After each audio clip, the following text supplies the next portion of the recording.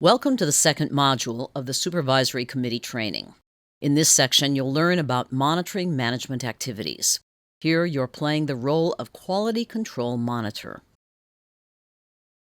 In your role as Quality Control Monitor, you'll monitor management activities on a regular basis. This monitoring is the cornerstone for a safe and sound credit union. This role is important because when done well, it will ensure that management practices and procedures safeguard members' assets. You'll be reviewing member accounts, loans, and credit union financial statements for errors, compliance, and potential fraud, just to name a few areas. The monitoring role also ensures the Board of Directors functions in the best interest of the membership. You'll notice in the sample work plan that follow-up on prior audit and examination findings is listed for each month of activity. This monitoring role also verifies that management carries out the approved policies. Differences between policy and actual implementation poses risk to the credit union and should be addressed as soon as possible. One example of this is a credit union having a policy that requires the collection of titles on car loans before the loans can be dispersed, but having loan files missing car titles. Finally, the monitoring role allows for timely corrections to problems found before consequences are imposed. For example, an active supervisory committee avoids the credit union being subject to document of resolution items from the NCUA examiner, like in the case of the missing car titles. Timely corrections also improve the chances of having a clean annual audit. Let's review what's involved in monitoring management activities. First, the committee will develop an annual committee work plan. This plan will designate which committee members complete which assignments. The plan will also detail the activities and associated dates for each. In the next slide, you'll see the sample work plan from the Supervisory Committee Guide. Once the work plan is established, the members should follow the schedule, completing their tasks and documenting that completion with work papers.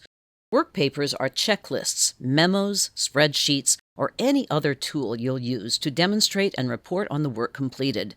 You'll see two samples in the next few slides. The results of the ongoing monitoring work should be reported to the Board of Directors, at least quarterly, preferably monthly. If any major concerns were identified, they should be highlighted in the Supervisory Committee's report to the Board. The committee should monitor the Board's response to ensure that the issue is completely resolved. Finally, in all of its planning, reviewing, and monitoring, you will operate independently of staff. For example, the staff should not get the schedule and know when you'll be conducting a cash count. They also should not be choosing which loans you'll review. So what documentation will you use to demonstrate the committee's work in this area? Well, the committee's work plan is the first start. On this slide, you see the sample work plan found in Appendix 4A of the Supervisory Committee Guide.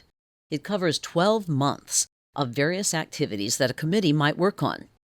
You'll note that attending the monthly board meeting and following up on prior audit and examiner issues are listed for every month. Again, this is a sample only. Your committee should create your own plan, or start with this sample and edit it to include activities based on the needs of your credit union.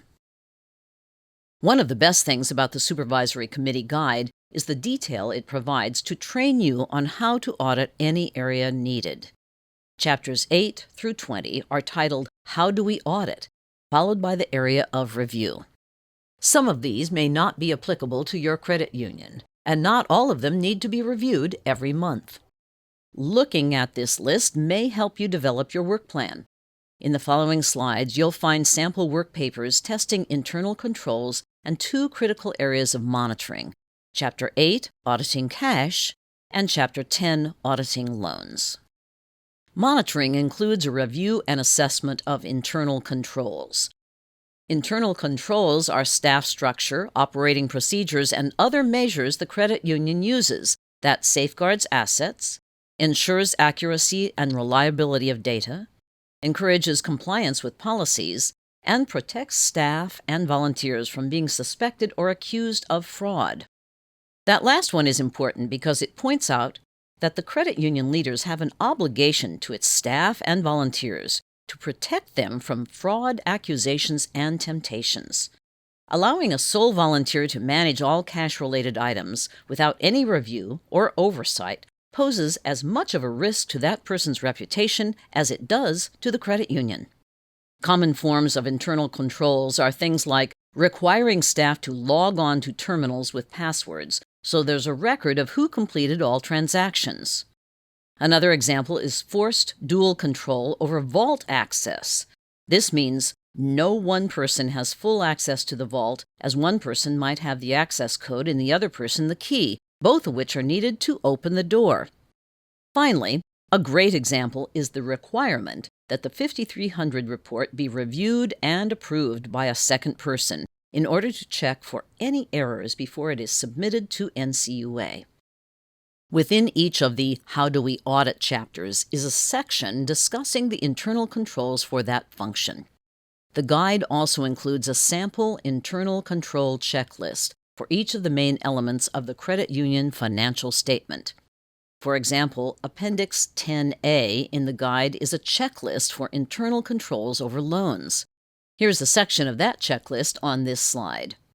You'll note that it includes a list of internal control test questions, then a procedure for checking the test, then a yes and no option box. An internal control weakness is all those with a no response.